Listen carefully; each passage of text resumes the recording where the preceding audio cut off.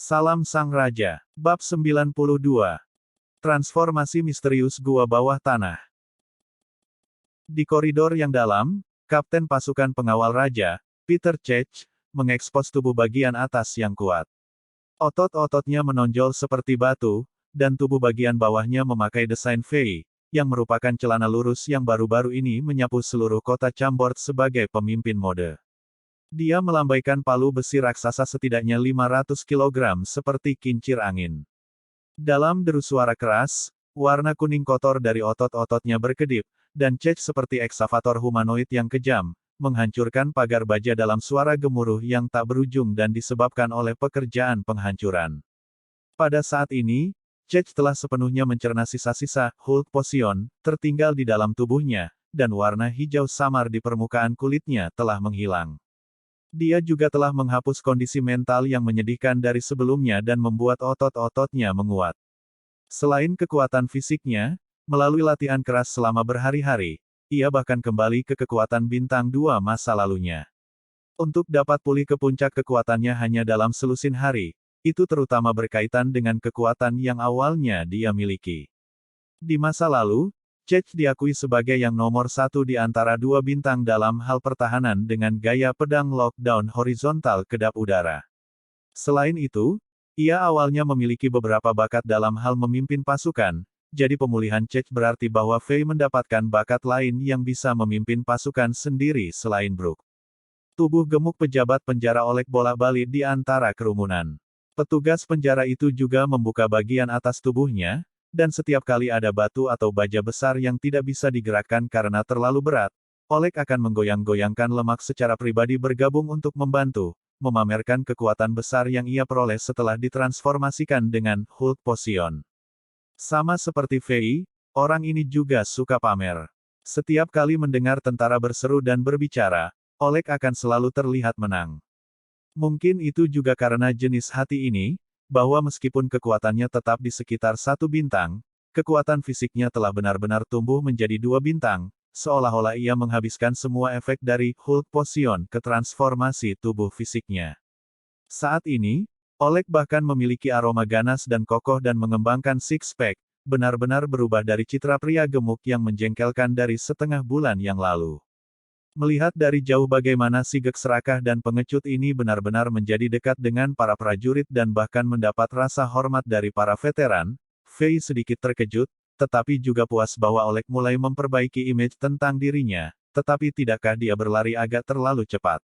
Itu seperti angin busuk yang meniup semua debu. Raja Alexander, yang mulia, melihat kedatangan Fei, wajah menyembah dewa muncul di semua wajah prajurit, dan mereka semua membungkuk dan memberi hormat. Fei berjalan sangat lambat dan menyambut mereka semua dengan senyum. Setelah beberapa hari berhubungan dengan mereka, dia sekarang dapat dengan akurat menyebut nama setiap prajurit. Itu juga sarana kecil untuk menangkap hati para prajurit. Lagi pula, ketika para prajurit muda mendengar bahwa Yang Mulia benar-benar tahu nama mereka, mereka akan selalu merasa tersentuh dan sangat bersemangat. Pekerjaan pembongkaran di penjara air masih dilakukan secara intens dan teratur. Kali ini, Fei membawa kembali beberapa cetak biru penempaan tahap kedua dan memberikannya kepada pandai besi. Di antara 30 atau lebih pandai besi di kota Chambord, yang terbaik dan juga yang paling dihormati adalah seorang pria paruh baya bernama Samuel. Rambut hitam pendeknya terangkat seperti jarum dan dia biasanya cukup pendiam dan diam seperti batu, sehingga orang suka menyebutnya Rock. Kepribadiannya sangat membosankan, tetapi dia sangat setia kepada teman-teman dan sangat baik. Dia adalah tipe pria kasar khas yang terlihat dingin di luar tetapi berhati yang hangat. Di tepi tungku besi panas, Samuel dengan hati-hati memandangi gambar-gambar pada kulit binatang yang diberikan Yang Mulia kepadanya, dan alisnya mengerutkan kening menjadi bola. Dia menghentikan pekerjaan di tangannya dan mulai berpikir.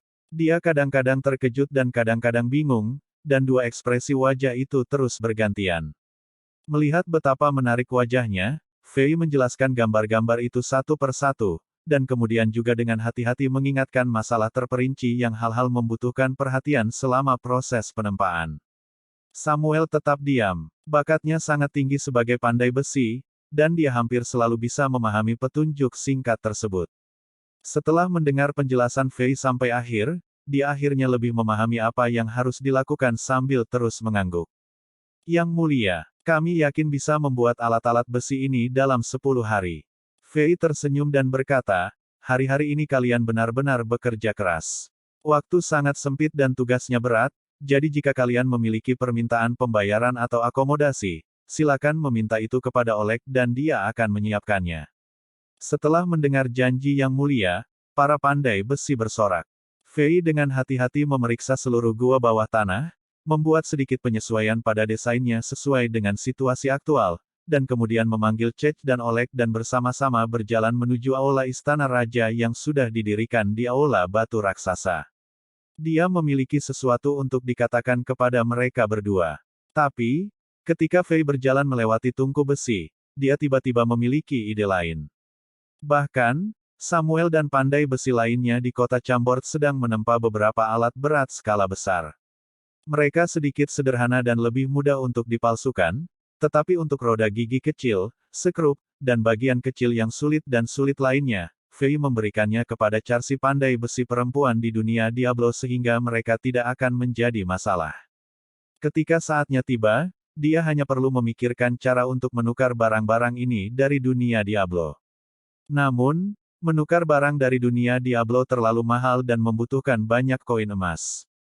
Jika dia bisa melakukan sesuatu untuk Charsi dan Elena untuk datang ke dunia nyata, maka itu semua akan lebih baik. Itu tidak hanya akan menghemat sejumlah besar biaya pertukaran, tetapi Fei juga bisa membiarkan Rock Samuel mengikuti Charsi dan belajar beberapa keterampilan penempaan yang luar biasa. Untuk kota Chambord saat ini, pengrajin terampil paling dibutuhkan setelah pejuang yang terampil, jadi yang terbaik adalah membiarkan Charsi melatih sekelompok bakat di bidang ini sesegera mungkin. Gagasan ini melintas di pikiran Fei dan membuatnya langsung memikirkan banyak hal lain, jadi dia memutuskan untuk benar-benar mencoba rencana ini dalam waktu dekat. Ketiga pria itu datang ke kamar batu yang nyaman di dalam gua yang merupakan istana sementara bagi yang mulia.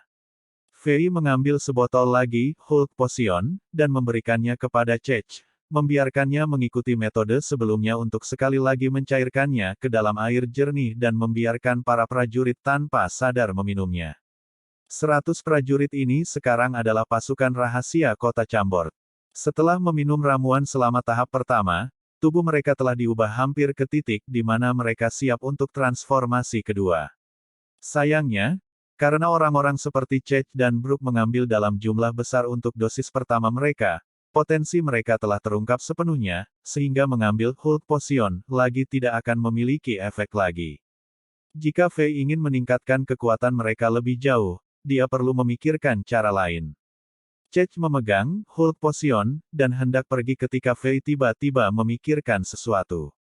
Dia tiba-tiba menghentikan Cech dan berkata, "Oh, Peter, di antara beberapa pandai besi, jika ada orang yang setia dan dapat diandalkan, kamu juga bisa memberikan ke mereka Hulk Potion yang diencerkan. Jika kekuatan tubuh fisik mereka meningkat ke tingkat yang sama dengan para prajurit, tugas penempaan nanti juga akan dapat diselesaikan lebih cepat." Dengan kejutan yang menyenangkan di mata Cech, dia membungkuk dan pergi menjalankan perintah. Hanya ada Fei dan Oleg yang tersisa di aula. Fei melihat ke atas dan ke bawah pada Oleg beberapa kali, dan matanya berhenti pada six-pack pria gendut ini sejenak. Dia memeriksanya sampai Oleg tidak bisa berdiri tegak lagi karena betapa tidak nyamannya diperiksa oleh pria lain, dan kemudian Fei akhirnya mengangguk dengan puas dan berkata, "Bagus sekali, kamu bagus, sangat bagus. Oleg, kau adalah orang bijak, kamu tahu apa yang aku bicarakan, kan?" Oleg mengangguk. Tentu saja dia mengerti apa ungkapan sangat baik yang mulia maksudkan. Saat ini, struktur kekuasaan di kota Chambord telah dibangun kembali. Mantan Panglima tertinggi Bazel menjadi buronan negara, dan kaki tangannya semua terbunuh baik di bawah tangan yang mulia sendiri atau oleh dua raksasa Bast dan Brook. Jika seseorang mengatakan bahwa satu orang selamat, itu adalah Oleg. Dia sebelumnya dikenal sebagai bagian dari klan Bazel dan tidak bisa lolos dari hukuman. Tetapi karena Yang Mulia ingat partisipasi Oleg dalam Perang Jembatan Batu, Raja menggunakan prestise pribadinya dan menyelamatkan hidupnya.